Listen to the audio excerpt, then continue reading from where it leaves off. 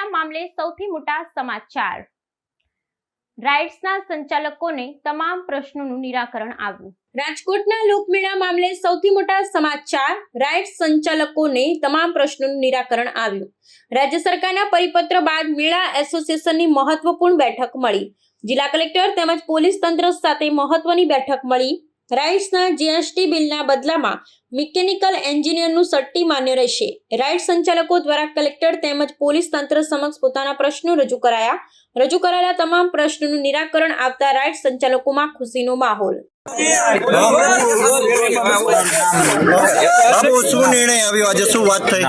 આજે અમારા કલેક્ટર સાહેબ સાથે મીટિંગ થઈ જરૂરી જે ડોક્યુમેન્ટ છે કે જે બિલને અમે જે માંગણી હતી તે અમારી સરકારે સ્વીકારી લીધી છે। અમે સરકારનો ખૂબ ખૂબ આભાર માની છીએ। આપ મીડિયાનો અમે ખૂબ ખૂબ આભાર માની છીએ। ખાસ કરીને જે અમારા રાજકીય ભાઈ પરસોત્તમ રૂપાલા સાહેબ, સીએમ સાહેબ અને બધા રાજકીય આગેવાનોએ ભલામણ કરી અને અમારી રજૂઆત સાંભળી એમાં ખૂબ ખૂબ એ લોકોનો આભાર માની છીએ। શું કહેશો, મીટિંગ સક્સેસ રહી અને હવે રાઇડ્સ પણ શરૂ થશે રાજકોટમાં? મીટિંગ બહુ સારી રહી। કલેક્ટર સાહેબે એકદમ પોઝિટિવ એપ્રોચ આપ્યો। અમને અમારી જે તકલીફો હતી એમાં ઘણી રાહત થઈ ગઈ છે, પણ સુરક્ષા અને સલામતીના મુદ્દે કોઈ પણ બાંધછોડ અમે પણ નથી કરવાના અને મેળો સારી રીતે ઉજવાય, ગરીબ માણસોને મનોરંજન મળી રહે, સામાન્ય લોકોને રોજગાર મળી રહે અને એક રાજકોટમાં સરસ લોકમેળાનું આયોજન થાય એવું કલેક્ટર સાહેબ શ્રી, સીપી સાહેબ શ્રી બધે પોઝિટિવ વાતાવરણ કરી અને મેળો સરસ થશે એવી અમારી ગણતરી છે। પોલીસ સાથે શું નિર્ણય આવ્યો છે? સૌથી પહેલા તો આપ સબ રાજકોટવાળા જેટલા બી મીડિયાવાળા મિત્રો છે તેમનો ખૂબ ખૂબ તહે દિલથી હું મેળા વેલફેર એસોસિએશન તરફથી ખૂબ ખૂબ આભાર માનું છું।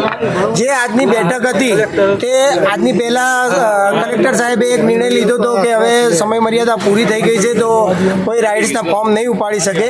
તેને લઈ અને અમે ગાંધીનગરમાં મુખ્યમંત્રી સાહેબ, ગૃહમંત્રી સાહેબ તથા રાજકોટના સાંસદ સભ્ય શ્રી પરસોત્તમ રૂપાલા સાહેબને રજૂઆત કરી હતી અને ગુજરાતના વિવિધ ધારાસભ્ય તથા જિલ્લા પ્રમુખોને રજૂઆત કરી હતી કે રાજકોટનો લોકમેળો જે છે તે સૌરાષ્ટ્રની જનતા માટે ખૂબ જ મનોરંજન અને સુખાકારી અને એક ફરવાનું સ્થળ છે અને ગરીબ લોકો માટે એક રાઇડ્સ માટે રાઇડ્સ ચલાવનારા, રાઇડ્સના ઓર્ગેનાઇઝર, આયોજકો તથા દુકાનોવાળા તથા હજારો આવતા પથારાવાળા ગરીબ લોકોનો એક રોજીરોટીનો જરિયો છે।